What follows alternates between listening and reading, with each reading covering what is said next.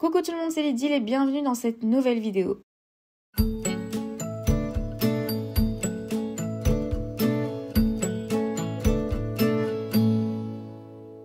Aujourd'hui, j'avais envie de vous faire une vidéo cachet-tire. Et ouais, ça fait super longtemps que je n'en avais plus fait. Depuis que je suis plus dans la DT Zibuline, j'avoue que j'ai un petit peu pris du recul par rapport à ça. Mais lorsque j'ai été au salon Nuance de Scrap en Belgique, il y avait Zibuline. J'ai fait pas mal d'achats et j'en ai profité pour acheter ce petit truc qui nous permet de faire des beaux cachets-tire avec des formes bien définies. Et je m'étais dit que j'allais faire le test avec vous aujourd'hui en vidéo. Donc je n'ai jamais encore testé et voir un petit peu comment ça donne et vous donner des astuces. Doesn't make it easy. The other piece of my heart moves slow. Somewhere in the great unknown. When I return from the afterglow. Vous le savez peut-être ou pas, j'ai déjà une playlist sur ma chaîne avec plusieurs vidéos sur les cachets de cire en général, comment faire des beaux cachets de cire, comment réutiliser la cire, comment nettoyer sa cuillère. Le genre de choses qu'on me pose tout le temps en question à chaque fois que j'utilise un cachet de cire. Et donc du coup, n'hésitez pas à aller voir ces vidéos-là si vous avez envie d'avoir des trucs et astuces en plus sur les cachets de cire. Et cette vidéo-ci fera également partie de cette playlist. Alors du coup, j'ai sorti tous mes cachets de cire de chez Zibuline, j'ai sorti tout mon support pour pouvoir faire fondre la cire, ma petite cuillère et c'est parti, je vais faire fondre un petit peu de cire pour tester. Et là, je me rends compte que pour avoir un beau cachet de cire, va falloir un petit peu s'entraîner.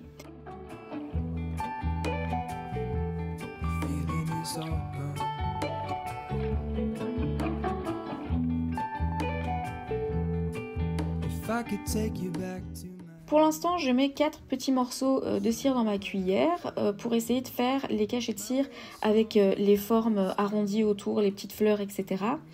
Et en fait, je me rends compte que pour certains, 4 ne suffit pas, il faut aller plutôt vers le 5, mais pas que, en fait, vraiment, je m'entraîne un petit peu parce qu'en fait, je me rends compte que au début, je posais simplement mon cachet de cire dans la cire, et la cire allait sur les côtés, mais comme elle allait plus sur un côté qu'un autre, eh bien la forme n'était pas aussi parfaite que ce que je pensais.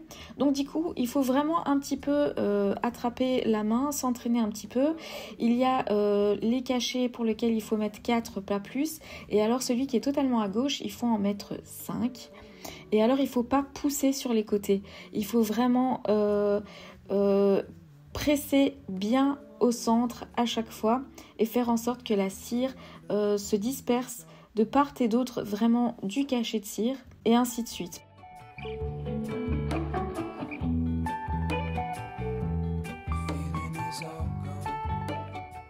Il faut également aussi que la cire ne soit pas trop liquide parce que si elle est trop liquide, qu'elle a trop chauffé par exemple, eh bien elle va aller beaucoup trop vite sur les côtés et elle va déborder. Et donc si elle déborde, forcément la forme n'est plus aussi jolie. Donc je vous montre à chaque fois tous mes ratés. Vous pouvez également remarquer qu'à chaque fois quand c'est trop raté, je coupe la cire, je la remets dans ma cuillère.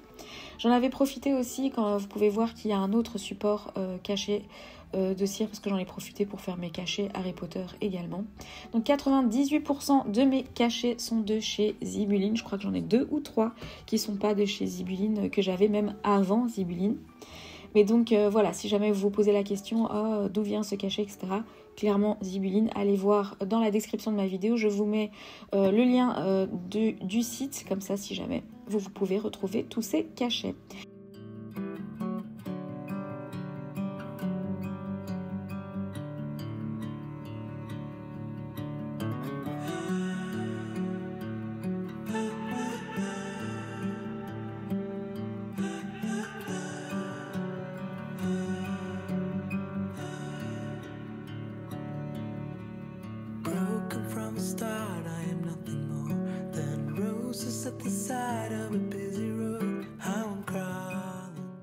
La cire également, donc là je l'ai mis dans un petit support craftelier pour séparer toutes mes couleurs de cire. Mais en général je fais souvent des petits mélanges comme vous pouvez voir parce que j'aime bien les couleurs pastel pour aller avec mon scrap.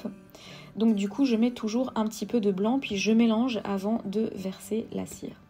Donc petit à petit, au fur et à mesure de la vidéo, je commence à attraper la main. Et donc en fait, j'ai vraiment compris que tout était une question de pression quand on appuyait vraiment dans la cire.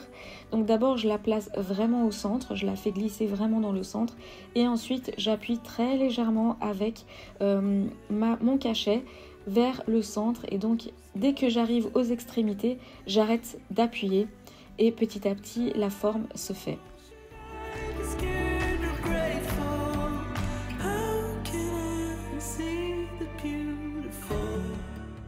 Le plus difficile reste celui évidemment de gauche, celui où je dois mettre 5 petits morceaux de cire et pas trop liquide non plus.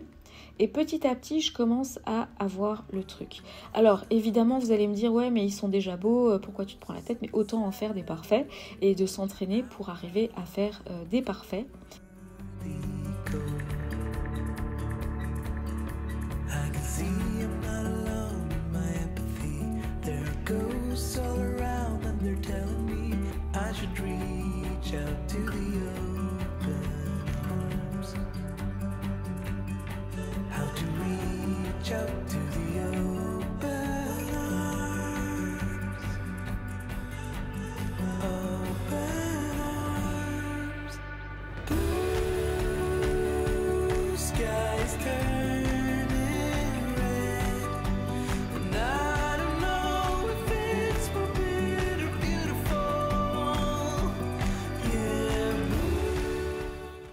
Donc c'est toujours ça un petit peu le truc, c'est ne pas glisser sur les côtés pour éviter de pousser la cire sur les côtés. Il ne faut pas non plus appuyer trop fort avec le cachet et il ne faut pas que la cire soit trop liquide.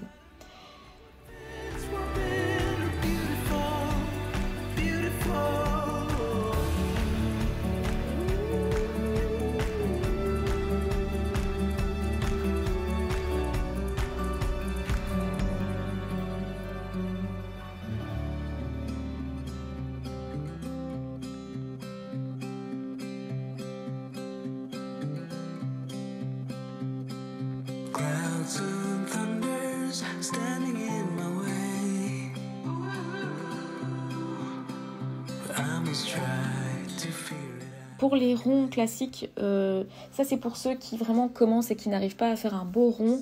Moi j'ai pas trop de soucis pour faire les ronds, à force d'en faire évidemment maintenant j'ai plus trop de soucis, j'ai plus besoin de ce support là. Mais sachez que vous pouvez en mettre 3 petits morceaux de cire ou 4 mais pas plus. Si vous mettez 4, vous allez voir en fait que la cire va déborder et vous allez voir vraiment un énorme creux, enfin un creux un peu plus prononcé que sur un cachet de cire normal. Mais bon, c'est pas moche, mais si ça vous plaît, tant mieux. Mais voilà, comme ça vous savez qu'à cause du petit rebord, vous allez avoir un creux un peu plus poussé.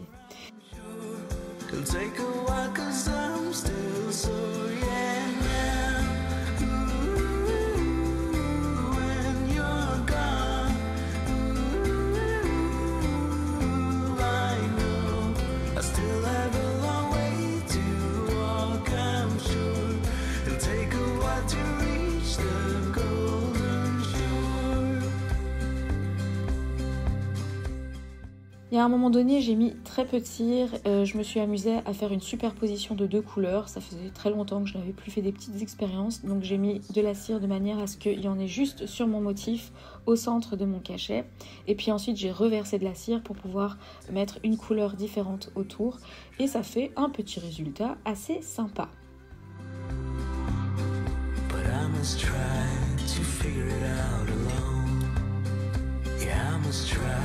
To figure it out alone. And now, when you're gone, I know things won't be the same no more, I'm sure. It'll take a while 'cause I'm still sore, yeah, now. When you're gone. Et donc voilà pour cette vidéo sur les cachets de cire. N'hésitez pas à aller voir les autres vidéos que j'avais faites précédemment sur les astuces et trucs sur les cachets de cire. Et voilà un petit peu le résultat. Tous ces cachets de cire là, je vais les garder, je vais les mettre de côté pour pouvoir les utiliser dans mes futurs projets scrap. Que ce soit mes mini-albums ou autres. Et donc comme vous pouvez voir, j'ai fait une majorité de couleurs pastel pour pouvoir les utiliser dans mon scrap à moi. J'aimais beaucoup les couleurs bleu clair et rose évidemment. Si jamais vous avez des questions, n'hésitez pas à le mettre en commentaire, je me ferai évidemment un plaisir de vous répondre. On se retrouve très bientôt dans une prochaine vidéo. Si cette vidéo vous a plu et que vous voulez me soutenir, n'hésitez pas à liker, commenter et vous abonner à ma chaîne. À très bientôt dans une prochaine vidéo.